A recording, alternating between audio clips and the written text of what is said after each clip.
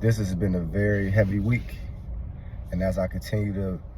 drop this gifted game, share this knowledge, this wisdom, and the understanding that I've been able to consistently and graciously from spirit and our ancestors take away, I wanted to tell someone who needs to hear a very important message around self-affirmation when you are being abused, whether that be personal abuse by a loved one or individuals close to you,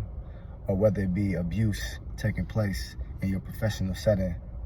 by someone who is not hearing your voice, understanding your cries for support. The number one thing you have to do is give yourself permission to love on yourself by trusting yourself. You're already being gaslit by the abuse that is happening to you. So don't further abuse yourself by not listening to yourself,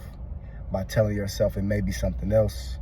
by telling yourself you need to do something differently so that the abuse can stop. We need to stop normalizing the abuse that takes place and the trauma that it causes on ourselves. It's an act of self-love to listen to yourself and your body and your spirit and your mind and your heart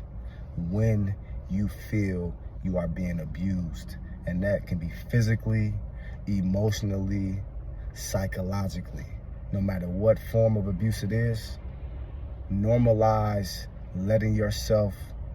feel it and know that it is not okay, because this version of you is going to be thankful when a later version of you looks back and say, you said, I am no longer going to allow this to continue to happen. And as I try to find my way out in a healthy, healing way, the very first step that I can take and the very first thing that I can do is to allow myself to love on myself enough to say, this is real, this is happening, and I am going to find a way out by first acknowledging it for myself and loving on myself enough to say, it is not okay.